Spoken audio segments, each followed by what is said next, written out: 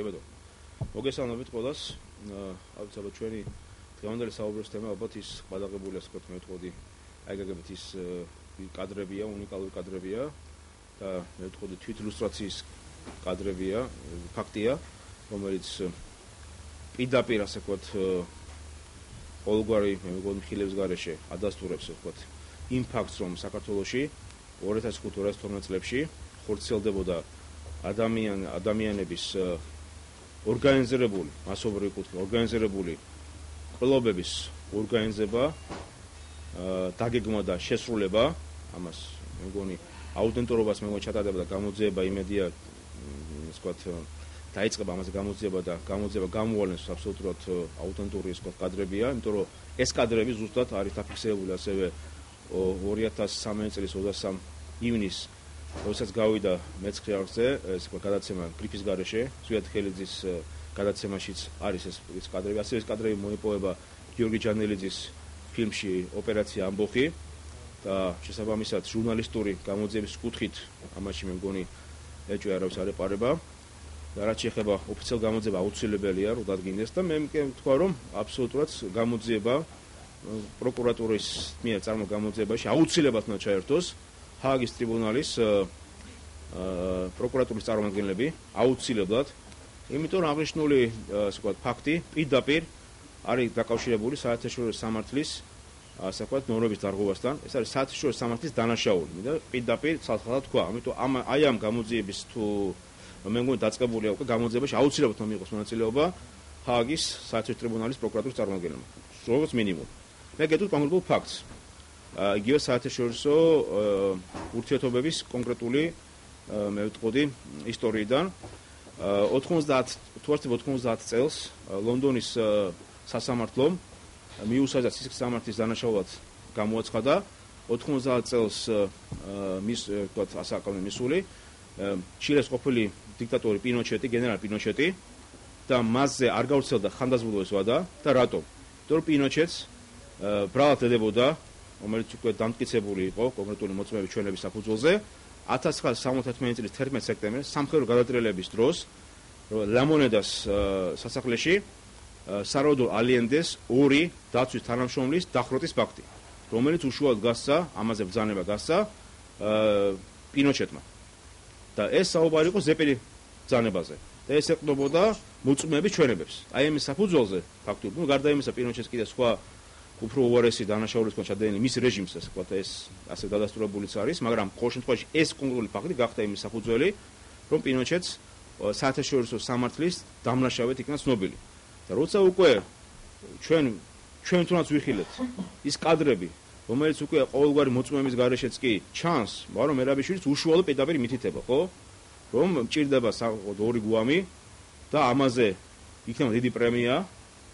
ანუ კიდე მეორე დანაშაულთანაც არის, რომელიც ეხება 1990 წელს გაეროს გერმანიასთან მიიღო სპეციალური ასე ვთქვათ კონვენცია, რომელიც ეხება დაქირავებული მებრძოლების შესახებ. და პირდაპირ ჩაწერილი ესეთი პუნქტია, ეს არსებობს კონვენცია, დაქირავებულ მებრძოლებად და კვლელებად მოიაზრებინათ ადამიანები, რომლებიც გარკვეული გასამჯელო საფუძველზე ახორციელებენ ადამიანის მასობრივ კვლევებს. ეს ასევე ჯდება გაეროს აი ამ კონვენციის ფორმატშიც.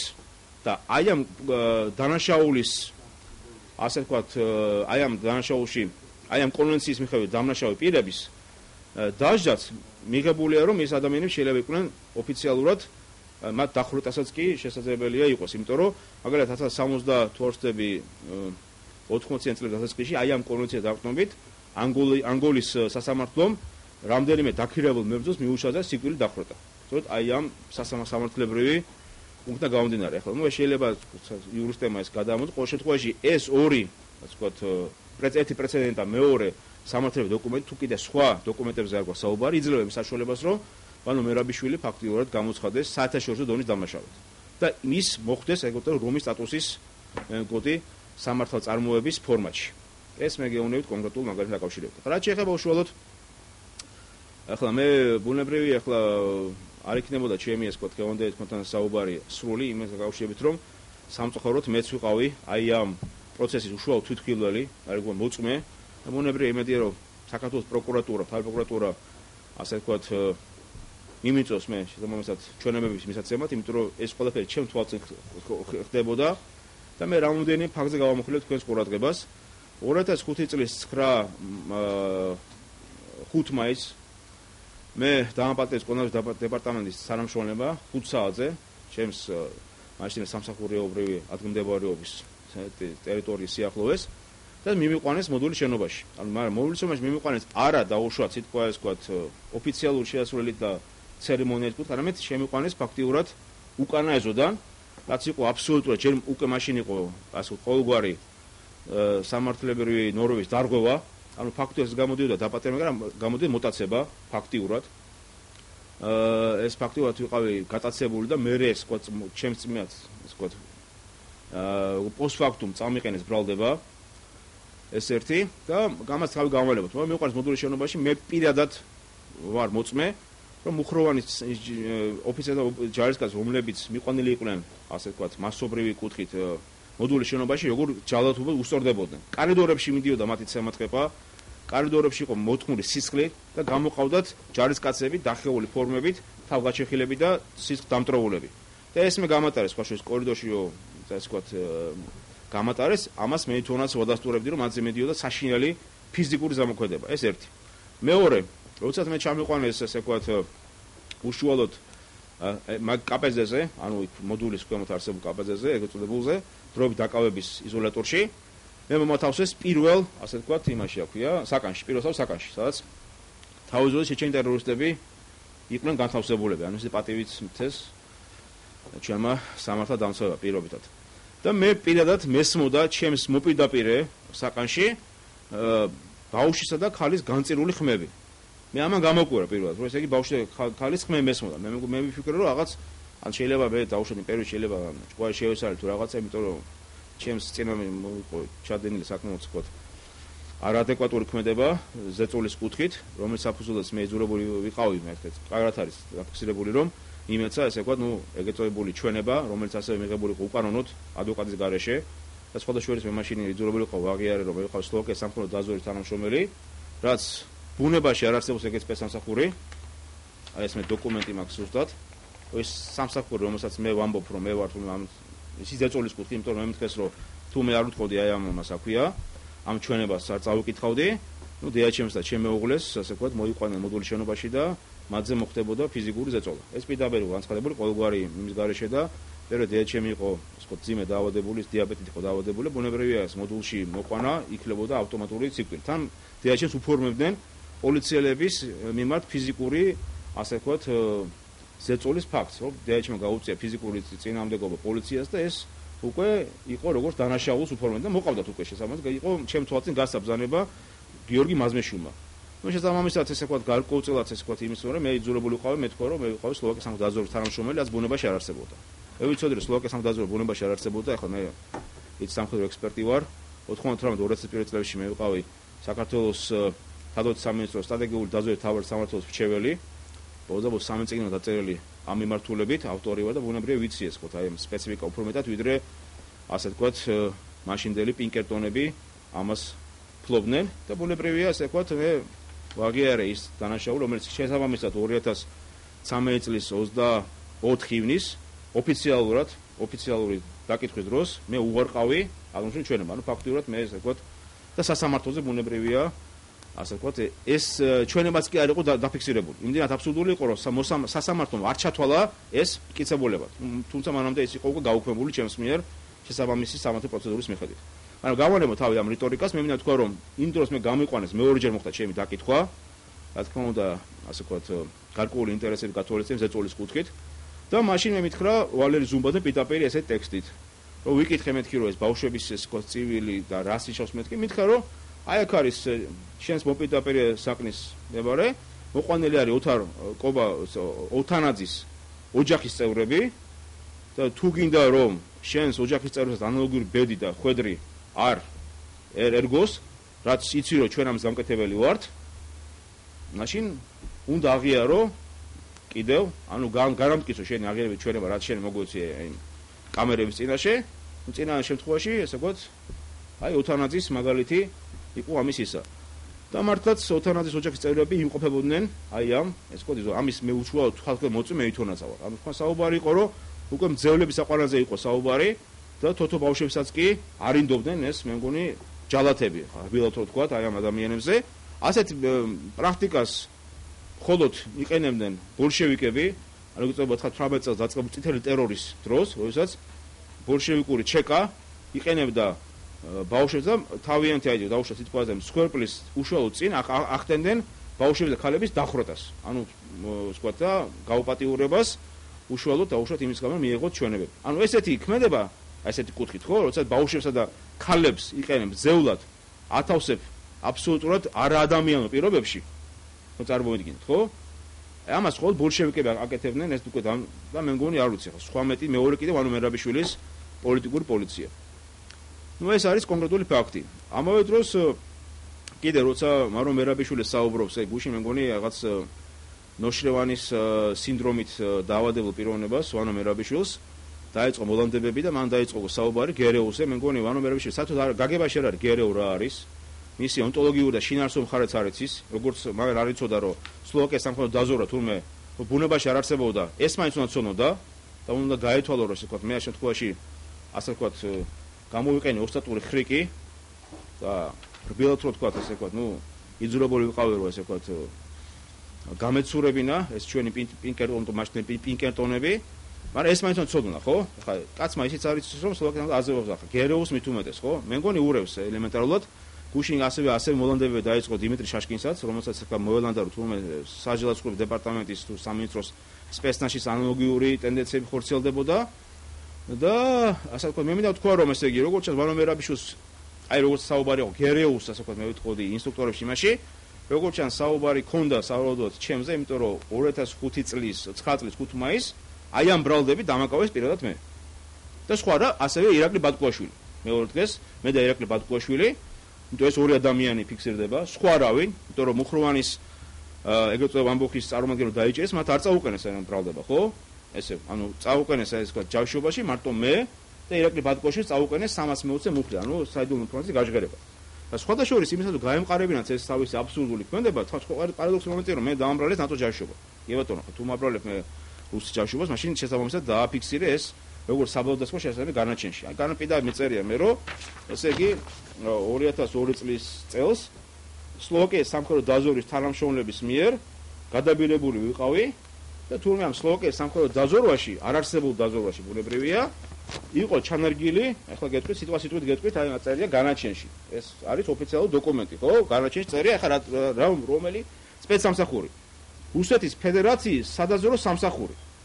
ეს არის დაფიქსირებული. ანუ როგორ მომენტი იყო ხა მე ამათი ამონტყოფური იმების აქვია ფანტაზიების მიხედვით, რომელსაც ალბათ რა ვიცი მე ალბათ აი არის ეგეთი ცნობილი დეტექტიური სიუჟეტი იყო ალბათ თქვენ კარგად მოგესწრებათ მაღალი ასე ქერათმიანი მამაკაცი სხვადასხვა ტუფლების სიმით. აი პიერე შარის რომ იმუშავა რომ თამაშობს აი კომედიას საუბარი, იმ კომედიის სიუჟეტს გავდა დღევანდელ ეს ვთქვათ ეს პასაჟი, მაგრამ უფრო გაფორმებული ოფიციალური დოკუმენტების მიხედვით წერია რომ ესე იგი მე გადავიმპირე სლოვაკიის სამხედრო დაზვერვის თანამშრომლობა და აი ამ სამსახურის ფორმატში მოქმედებდნენ რუსი თხუნელები, ანუ ჩანერგილი ჯაშუშები, რომლებიც თურმე მუშაობდნენ რუსეთის ფედერაციის სადაზვერვო სამსახურის სასარგებლოდ.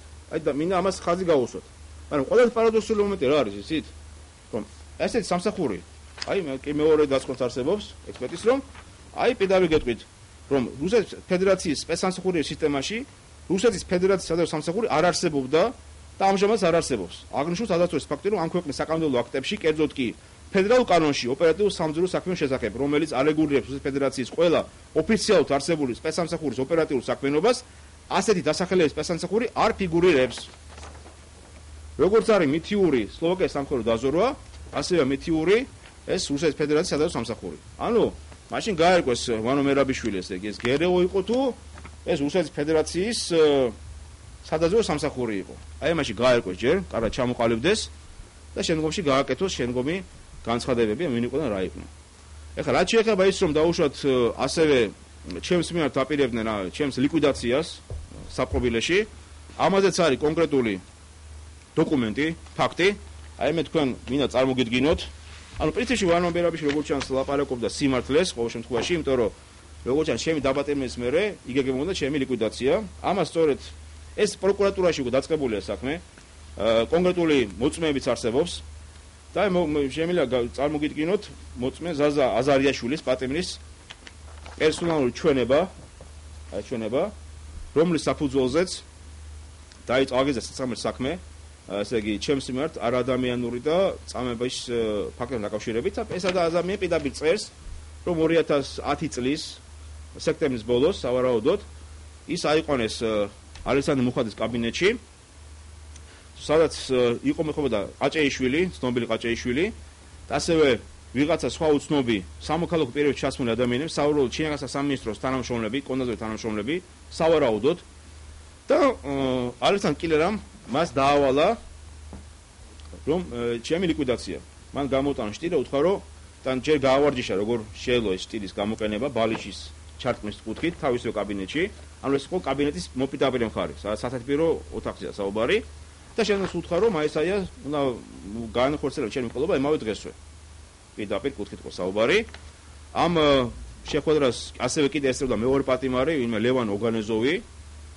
ასე ვთქვათ და ყოველ შემთხვევაში, როდესაც ზაზამ უარი უთხრა ამის შესრულებაზე, ეს ადამიანი უბრალოდ აწამეს საშინლად, მას ფშხილები დააძრეს და მთელი ღამე ჩაკეტეს მორგში გვამთან, მიაბეს ეკეთონ ნარუჩნიკით. და ყავდათ ასეთ ადამიანი, რომელსაც ჰქონდა გადატანილი გულის ინფარქტი, იყო ასე ვთქვათ დიაბეტით დაავადებული ადამიანი, მართალი იყო 4-ში ნასამართლეები იყო, მართალია. ესეც კაი საინტერესო მომენტია, რა ამ ადამიანს ავალებენ ლიკვიდაციას, ბუნებრივია. თან პირდებიან, რომ მის ოჯახს ყოველთვიურად ექნებოდა 500 ლარის დახმარება, ის გადაიყვანდნენ ეკუთვნებული რაბოჩიების იმაში აქ მოსამსახურეთა ასე ვთქვათ კორპუსში. მას გაუშვებდნენ ვადაზე ადრე და ასე შემდეგ. ის რომ ეს ადამიანი მართლა იყო წამების მსხვერპლი, იმას ის ფაქტი ადასტურებს, ადამიანი გამოვიდა ჯამთველობის, ანუ საპყრობილიდან დაბტოვა, ჯამთველობის მდგომარეობის გამო და მას გადაუოდეს. ანუ იმდენად ძიმე იყო მისი მდგომარეობა, რომ მას გადაუოდეს საჯელი. ხო.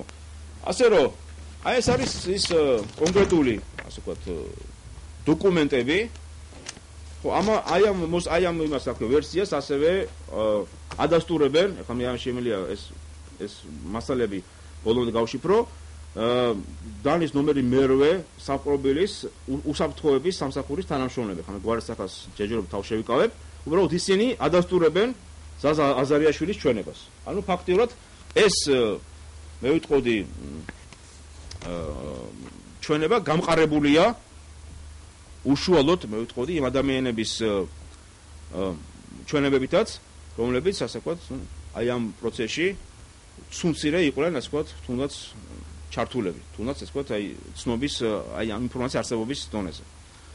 ასე რომ, აი მე მგონი ეს მე ვიტყოდი მთელი ეს პასაჟი, რაც შეიძლება ვივარაუდოთ და მე მინდა თქვა, რომ ესე იგი მუხროვანის ამბოხი იყო აბსოლუტურად ეს ინსცენირებული სპექტაკლი მიხეილ სააკაშვილის მიერ.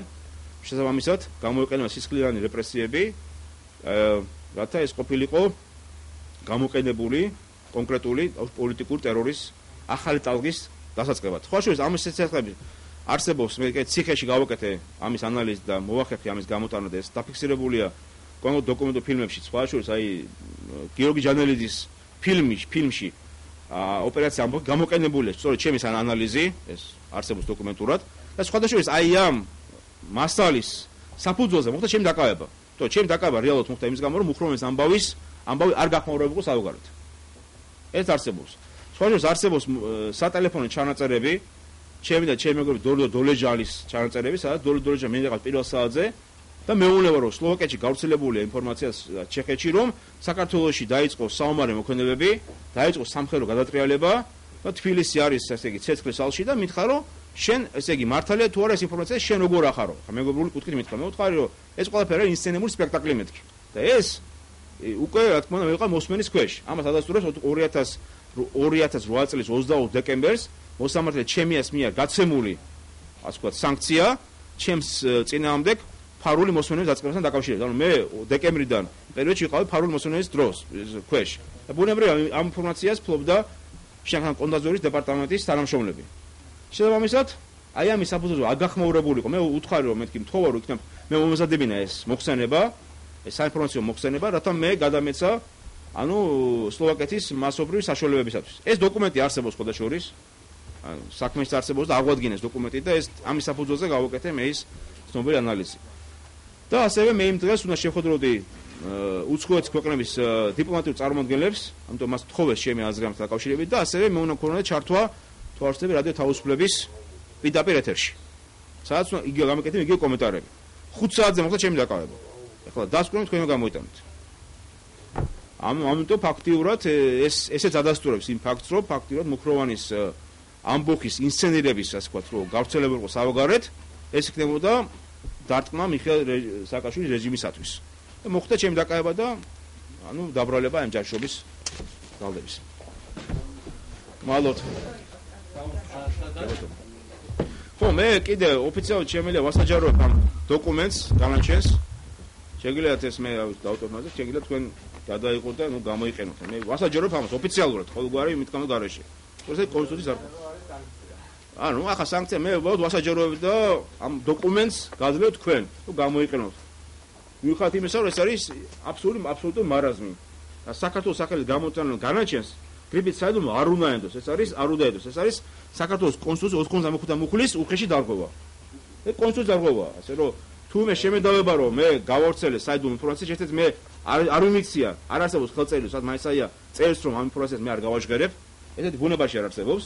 ეს დააწერინა და ჩემ ადვოკატებს დაუშვათ იგივე, მაგრამ ჩემთან ხელს არ არის. ეს ერთი მეორე ერთი არის კონსტიტუციის დარღვევა და თუ მე წამეყენებ რადობას რომ საიდუმ ინფორმაციას გავაჟღერე, მაშინ ანალოგიურად თქვა თუ კონსტიტუცია რატო დაარღვეს ამადებენ, რომლებიც ესებუამ, რაღაც მოსამართლე ესებუამ დაარღვე კონსტიტუცია.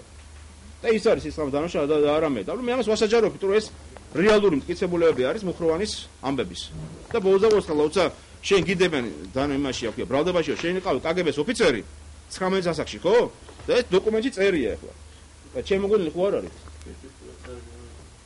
ასე რომ და კიდე აქცეთ რაღაცები წერია ესეთ აბსურდები რომ აი ამას მე მგონი ახალი კომედიური სერიალი მე მგონი უფრო მაგარი ვიდრე ჩემი ცოლის დაქალები უფრო გამოცხება უფრო პოლიტიკური დეტექტივის კუთხით. დამიჯერეთ.